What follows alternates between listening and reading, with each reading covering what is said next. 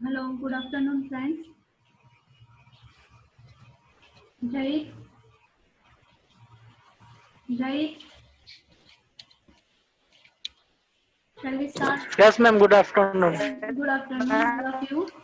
Shall we start? Shall we start? Yes. Okay. So in the last lecture, we discussed about the human rights violation, Yes, ma'am. violation rights of SC caste. Today I am going to discuss about the, here you can see my slide, the National Human Rights Commission. So I will start. See the second slide. So why that National Human Rights Commission is established? So here, militant activities were full in swing in Jammu and Kashmir and Punjab. The government had deployed the enforcement personnel on the large scale to tackle the law and order problems in Jammu, Kashmir and Punjab. Several human rights groups alleged that there were large-scale violations of human rights committed by enforcement agencies.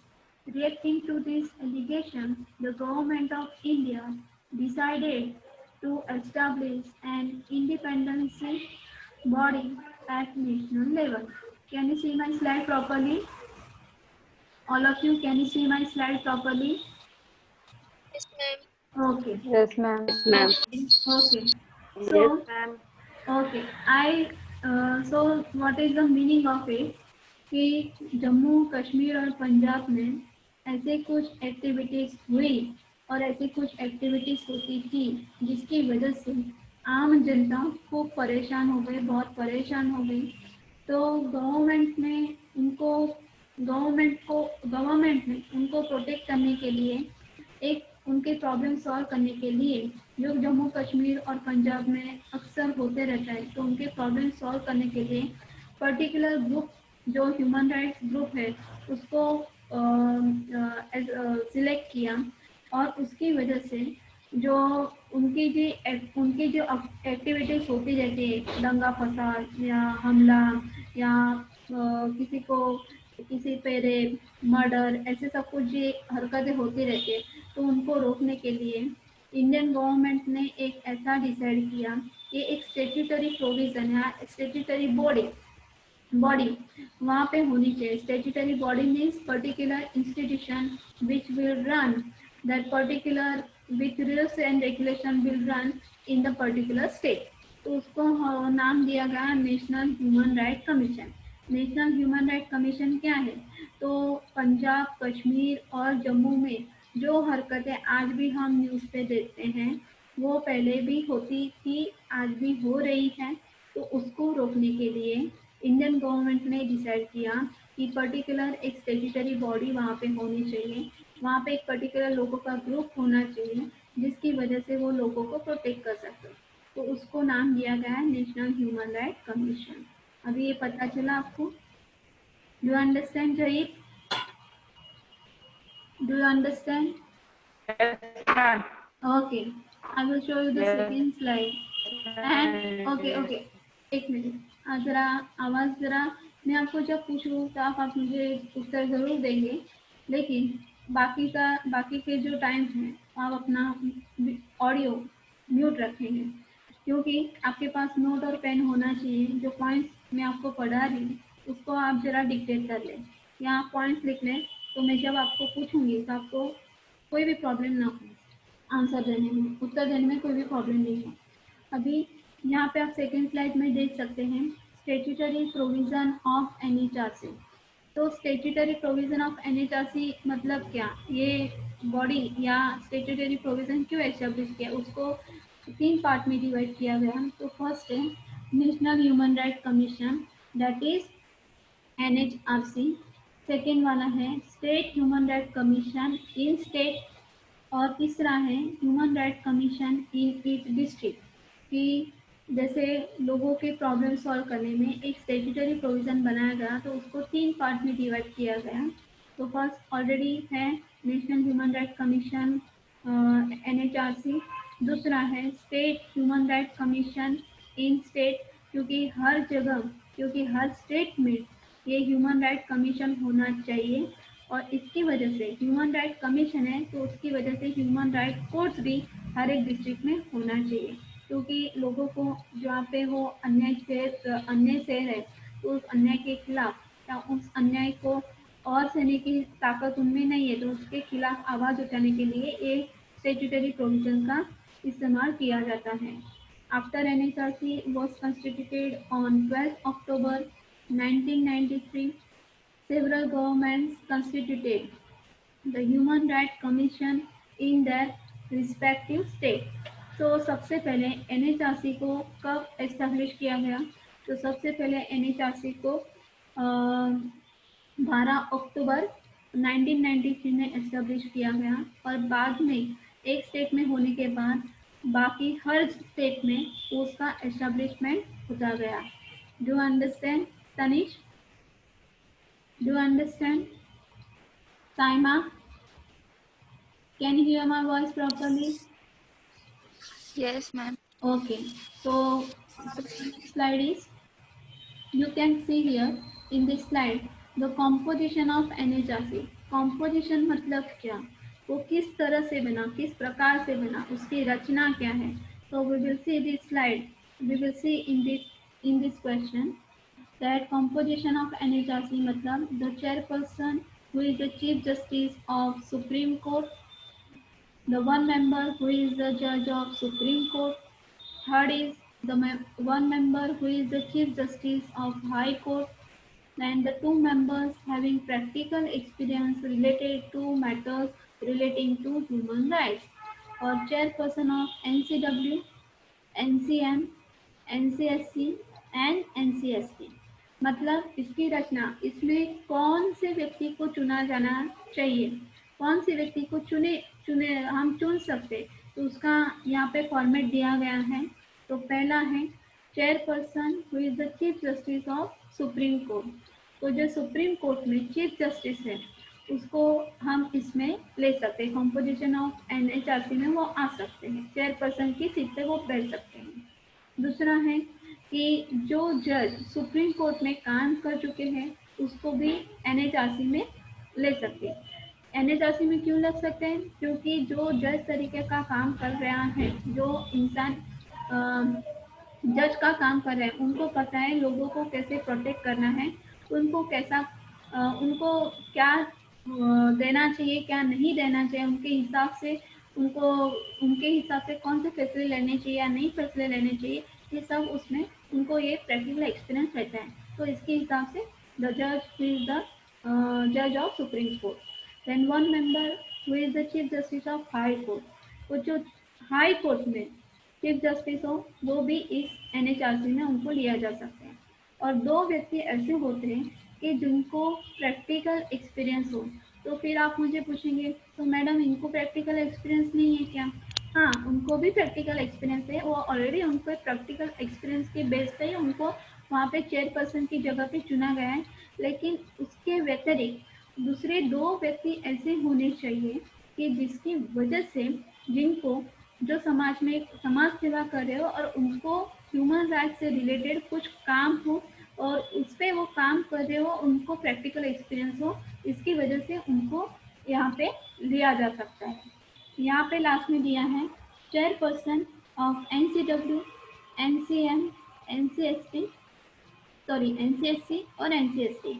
NCW means national commission of women, दूसरा है NCST means national commission of scheduled caste, और NCST मतलब national commission of scheduled tribe. तो यहाँ पे भी जो कोई चेयरपर्सन काम कर चुका है वो यहाँ पे NHRC में लिया जा सकता है। Understand? Do you understand Shrutika? Yes, ma'am. Okay Yes, ma'am. Okay, so next slide is here. Yes, ma'am. तो यहाँ पे फर्स्ट क्वेश्चन कंप्लीट हुआ। देखेंगे आप अभी कि हर एक PPT में दो या तीन क्वेश्चन रहते हैं। तो पहला क्वेश्चन जो हमारा NHRC था वो कंप्लीट हो चुका है। NHRC वाला जो पॉइंट था वो कंप्लीट हो चुका है। मैं आपको कुछ सवाल पूछना चाहूँगी, क्योंकि जो पहला क्वेश्चन आपने ध्यान दे के सुना होगा तो आपको शायद पता होगा। तो मैं आपको पहला क्वेश्चन यही पूछूँ कि NHRC का फुल फॉर्म क्या है? National human right commission. National human right commission, very good. ये उसका पहला पॉइंट। ये उसको एस्टेब्लिश कब किया गया? 12th October 12 अक्टूबर 1993. यस, 1993। Very good. 12 अक्टूबर 1993 में उसको एस्टेब्लिश किया गया। तो उसका स्टेट्यूटरी क्या है? स्टेट्यूटरी प्रोविजन क्या है? कितने पार्ट में वो? Human Three Rights part. Commission, National Human Rights, State Human Rights Commission,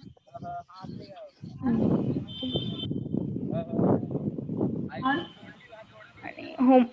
Human Rights Code, Rights very for good, in at least each आपको ये district. पता Human चला। Rights in code, State. हाँ, अभी मैं बताती हूँ।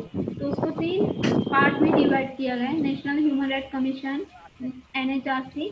दूसरा है national human right commission, human right commission state in each state, क्योंकि उसमें होना चाहिए। और उसके हिसाब से human right course in each district, तो 3 पार्ट में बटा हुआ है। तो उसकी स्टेट्यूटरी वो है। अभी उसके प्रोविजन के बारे में, स्टेट्यूटरी प्रोविजन हमने देखा, तो उसके कॉम्पोजिशन के बारे में देखें। उस कॉम्पोजिशन NHRC में कौन कौन से व्यक्ति को चुना जाता है? NHRC में कौन कौन से व्यक्ति को वहाँ पे चुना जाता है?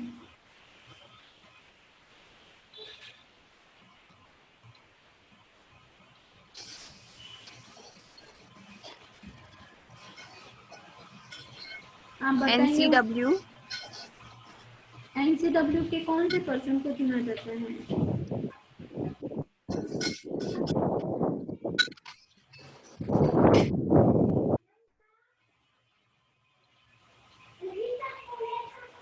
NCW के कौन से पर्सन को चुना जाता है?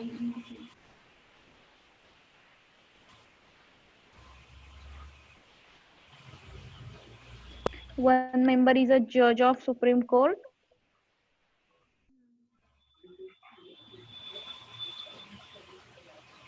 जज of supreme court, okay. Then दूसरा,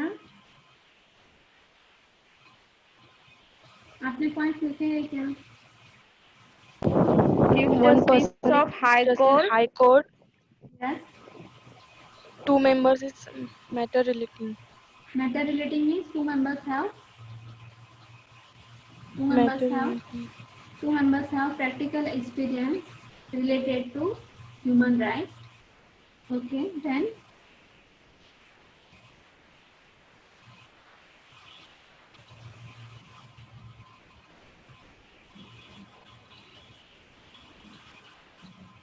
Chief Justice of Supreme Court, okay, Chief Justice of Supreme Court, then Judge of Supreme Court, Chief Justice of High Court. The 2 persons have practical experience related to human rights, and chairperson of NCW, NCM, NCSP and NCSP. अभी ये पता चला आपको? यहाँ तक पता चला? यहाँ तक आपको पता चला क्या? Do you understand? yes ma'am. Okay. Yes, ma'am. हाँ, अभी मैं आपको कुछ सवाल पूछना चाहती हूँ, क्योंकि मैंने पिछले टाइम मैंने आपको जो एक PPT सेंड किया था, उसमें कॉन्स्टिट्यूशन ह्यूमन राइट्स जो हमारा पहला यूनिट का जो पहले 2 क्वेश्चन थे, वो मैंने आपको ऑलरेडी मैंने भेजा था, आपको ग्रुप में भेजा था। मैंने आपको ऐसा भी बोला था, जो उसका पॉइंट निकालेगा और मुझे PDF या फोटो सेंड करेगा क्लासरूम पे, उसका ही अटेंडेंस दिया जाएगा। तो इस टाइम में वैसे ही होगा, क्योंकि इतना हम मेहनत करते तो आपको कुछ और मेहनत भी वहाँ पे करना चाहिए, क्योंकि बहुत दिन हमने आराम कर लिया, अभी हम कुछ काम कर लें। तो यहाँ पे जितना PPT आपको भेजा जाता है उसका पॉइंट निकालेंगे, आप खुद से अपना नोट्स बनाएंगे और आप मुझे क्लासरूम पे भेजेंगे उसके अटेंडेंस के लिए। आपको ऑलरेडी नंबर्स मिल चुके हैं क्या? रोल नंबर्स मिल चुके हैं क्या? Yes ma'am. हाँ, आपको नंबर मिल चुके हैं। आपका रोल नंबर कौन से सीरीज वाला है? कौन सा सीरीज वाला है आपका रोल नंबर? 2021। आगे का क्या है सीरीज आपका? 4 है, 5 है, क्या है? 202153। नहीं, आपका पूरा सीरीज बताइए जरा, सीरीज बताए आपका जरा। 20, 21, 50। 50। अभी मैं अटेंडेंस नहीं ले रही हूँ, मैं आपको सिर्फ आपका पूरा सीरीज वाला, क्योंकि पिछले साल कैसा नंबर था ना, 1924 001, ऐसा इस साल भी कुछ होगा ना आपका रोल नंबर वगैरह वैसे ही होगा। 20, 21 हाँ, एंड 50। 50 मीन्स 4 वगैरह कुछ नहीं है। 20, 21, 50। 61st। ओके, मैं बाद में बात करती हूँ, अभी नहीं, बाद में बात करते हैं। ओके, ठीक है। अभी एक क्वेश्चन क्लियर हुआ, NHRC एक क्वेश्चन क्लियर हुआ क्या आपका?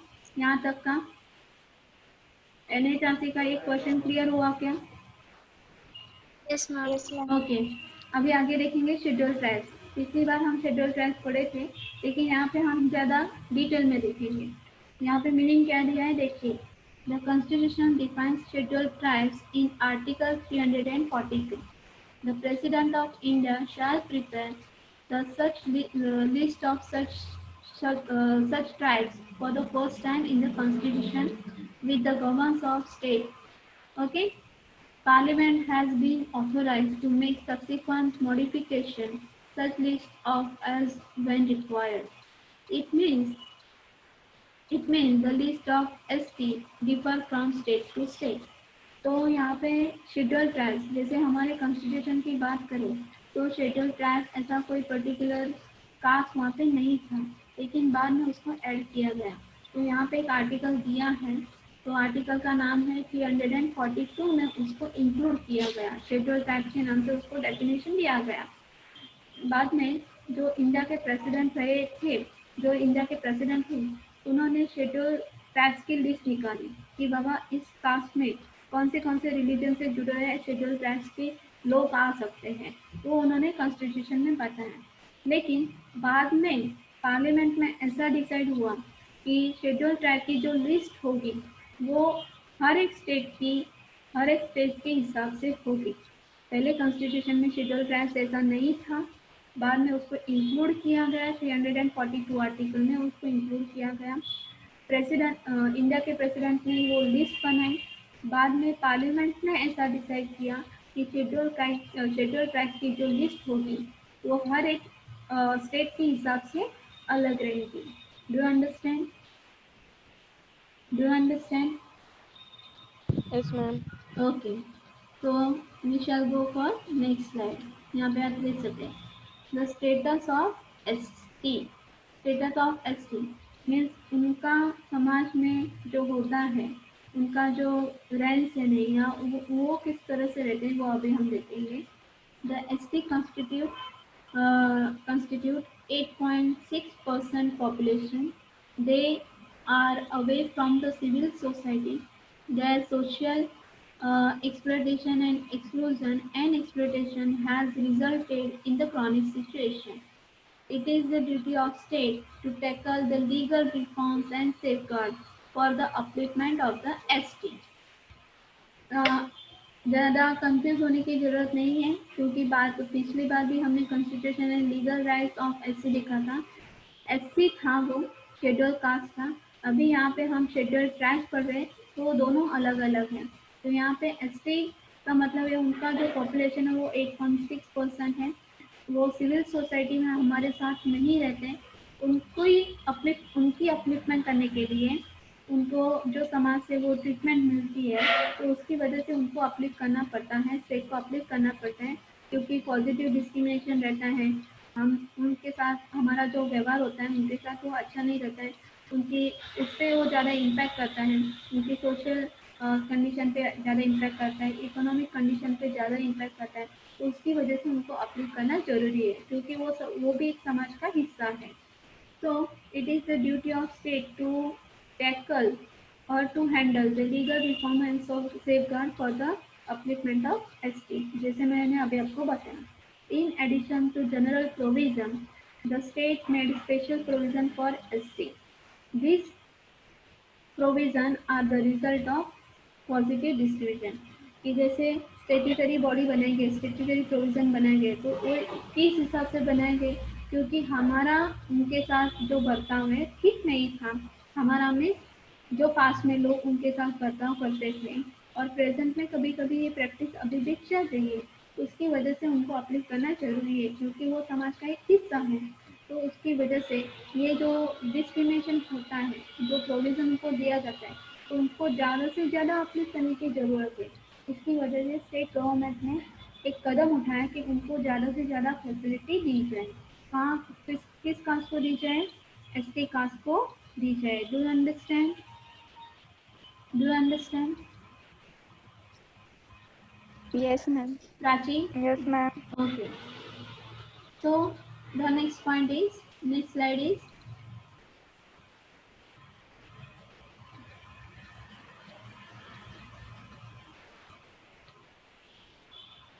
okay. Now we will see the constitution and legal rights of scheduled tribes. वो एससी था, अभी ये एसटी है। मीनिंग देखा, उसका स्टेटस देखा, अभी उसके related constitution and legal rights हम अभी देखेंगे। The constitution contains various provisions to provide several rights and safeguards for ST. The rights can be classified into 5 categories. The first is social right and safeguard, educational right and safeguard, service right and safeguard, political right and safeguard. Fifth one है administrative rights and safeguard. जैसे SC caste को constitutional and legal rights दिए गए हैं, वैसे ही ST caste को भी constitutional and legal rights दिए गए हैं। तो उसकी वजह से उसको 5 कैटेगरीज में डिवाइड किया है। यहाँ पे आप देख सकते हैं social right and safeguard, educational rights and safeguard, service right and safeguard, political rights and safeguard, administrative rights and safeguard. Now we will see all these rights and safeguard into the detail. Do you understand? Do you understand? Yes. Okay.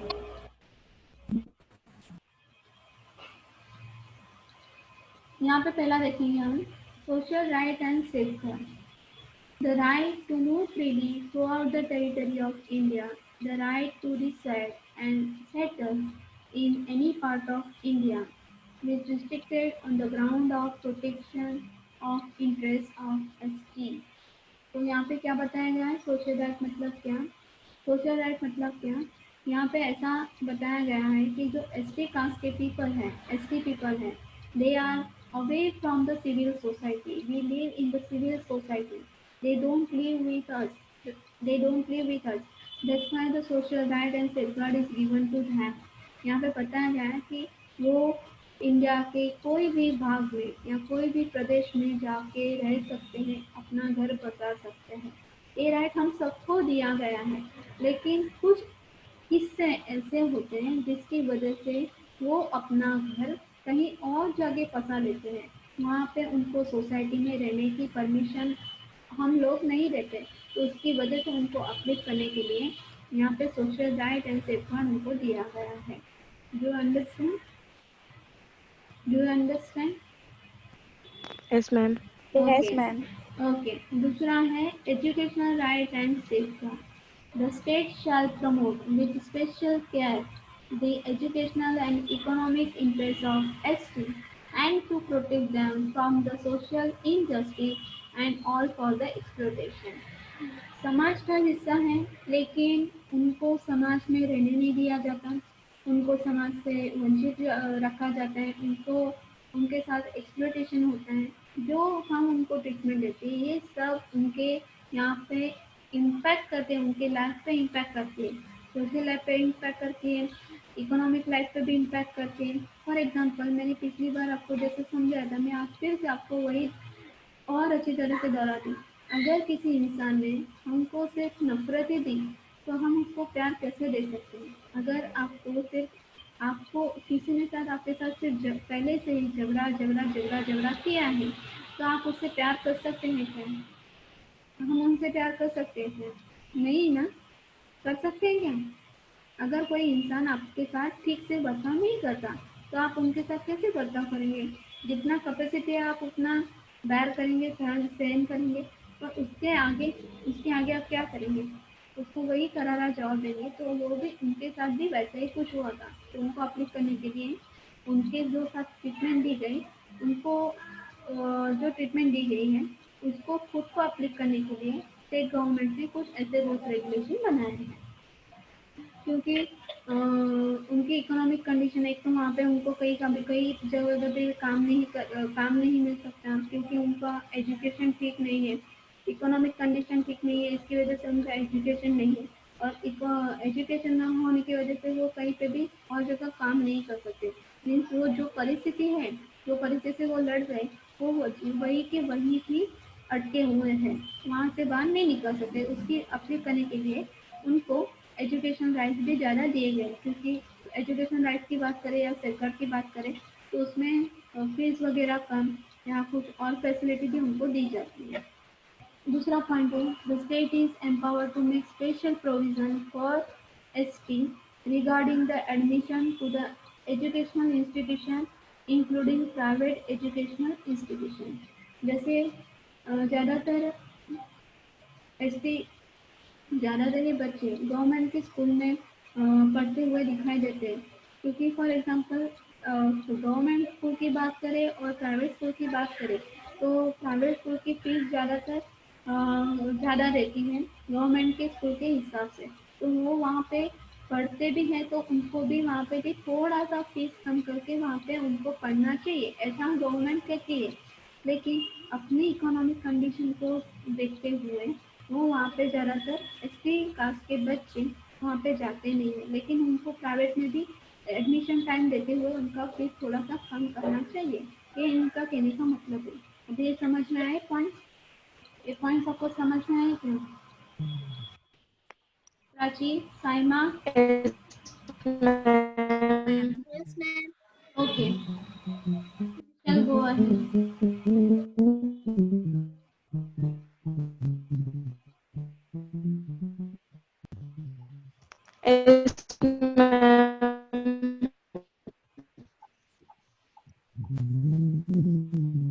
यहाँ पे अभी देख सकते हैं next point, service right and safeguard. Service right and safeguard में अभी क्या दिखाया है? The state is empowered to provide for the reservation in promotion to any service under the state in the favour of ST.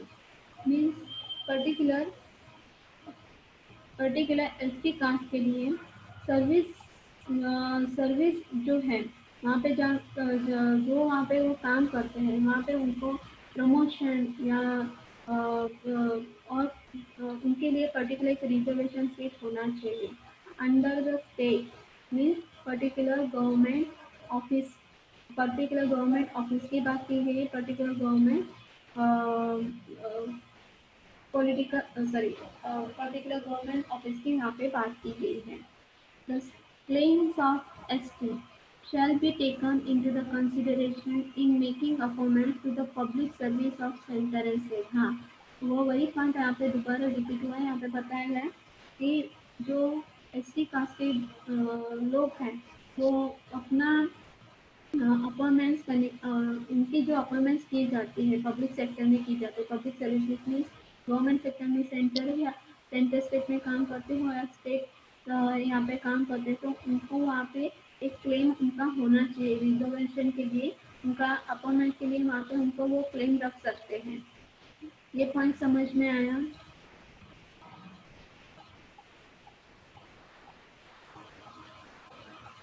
ये point सबको Ma'am, समझ? please repeat again. Okay, I will repeat. The service right and safeguard उसमें बताया गया है the state is empowered to provide for the reservation in the promotion to any service under the state in the favour of ST. State की favour में जितना भी आता है, means we are talking about that government sector, और वहाँ पे ST people काम कर रहे हैं, तो उनके लिए पर्टिकुलर एक सीट रिजर्वेशन 1/3 सीट वहाँ पे रिजर्व होनी चाहिए, और उनका प्रमोशन भी वहाँ पे होना चाहिए।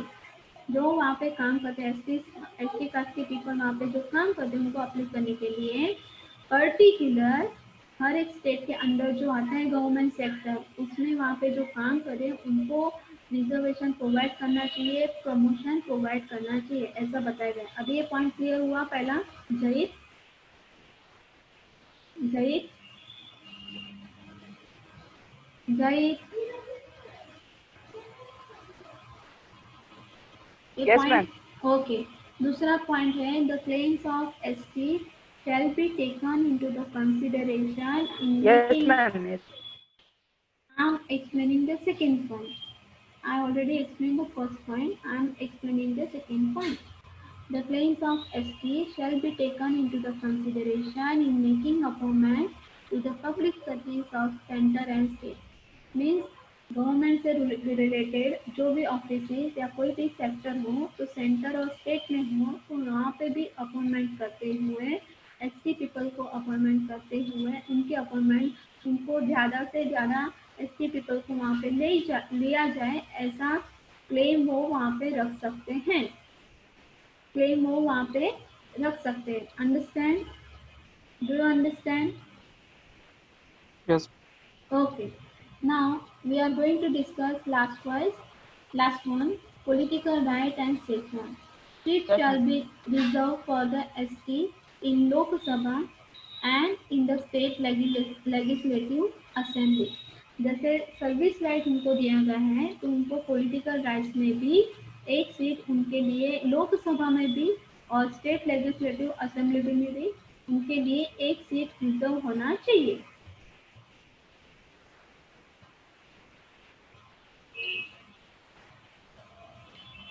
ओके। दूसरा है seat shall be reserve for ST in every panchayat in every municipality, कि एसटी पीपल के लिए एक सीट पंचायत में, हर एक पंचायत में और हर एक म्यूनिसिपैलिटी में वहाँ पे होनी चाहिए, उनके लिए एक सीट रिजर्व होनी चाहिए। The office of chairperson in panchayat at the village for ST, कि जो पंचायत में जो चेयरपर्सन है उसकी जो ऑफिस है वहाँ पे भी उसके ही गांव में होनी चाहिए। कि फॉर एग्जांपल अगर कुछ लोगों को प्रॉब्लम हो गई है, अगर कुछ लोगों को दिक्कतें आ रही है, तो उसको चेयरपर्सन के मिलने के लिए वही उसकी ऑफिस गांव में ही होनी चाहिए, ताकि उनको दूसरे गांव में या दूसरी जगह ना जाना पड़े। अभी ये पॉइंट्स क्लियर हुए क्या? Do you understand? Yes, ma'am. Yes, ma'am. Okay. Yes, ma'am. अभी तक मैंने 4 पॉइंट्स आपको क्लियर किए। Social right, educational rights, political rights और आपको क्या किया? Service right. ये आपको 4 पॉइंट्स मैंने आपको क्लियर किए। Do you understand each and everything? Do you understand each and every point? Yes, ma'am. Okay. अभी मैं आपकी अटेंडेंस ले रही हूँ, तो जो पहला नंबर बोलेगा वही अपना पूरा सीरीज बताएगा, बाद में आपका अटेंडेंस में आपको लेके। अगर 43 है, ओनली 43 है, तो ऑनलाइन ऐसे बोलेंगे 143 या ओनली 43। हाँ, 143 है तो पूरा बताएंगे 143। Okay, so I am taking your attendance SY BCom। Okay, number क्या है यहाँ पे? सिर्फ मुझे अभी कितने, सिर्फ 15 बच्चे आज, सिर्फ 13 पार्टिसिपेंट, 15 बच्चे दिखा दे रहे हैं। प्राची, आपका नंबर क्या है? 101. 101। अभी का जो नंबर आपको अलर्ट किया गया है ना, अभी का नंबर पूछ रही हूँ मैं, इस साल का।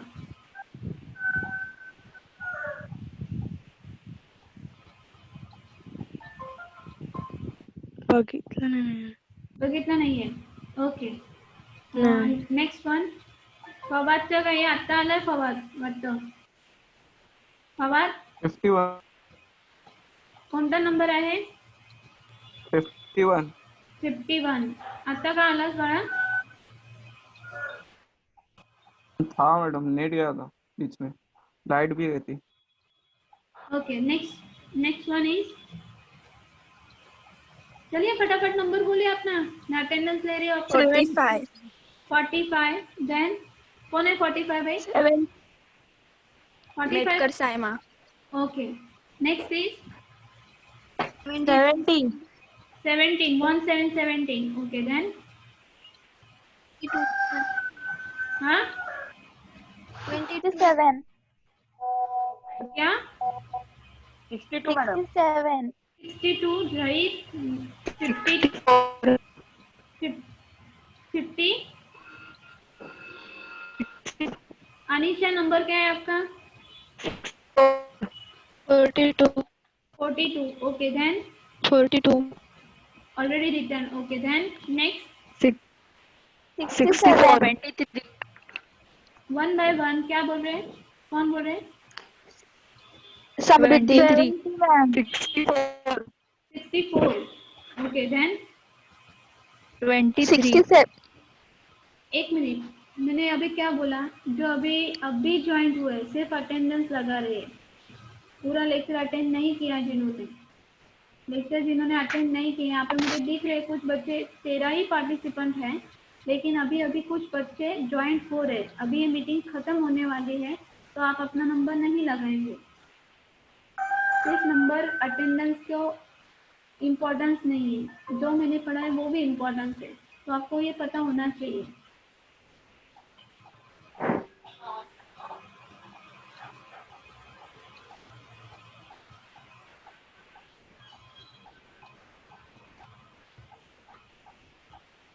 I'm 72. 72. ओके, देन 72 कौन है? मैम 70. कौन है? 70 मैम. ओनली 70. हाँ. 70 और 17. 23. 23 कौन है? 23 कौन है? वेदांती कदम. आता आलीस ना बाळा तू? आताच जॉईन झाली? नाही madam, whole lecture. Full lecture. Okay, then 67. 67. Then सिर्फ 13 पार्टिसिपेंट है।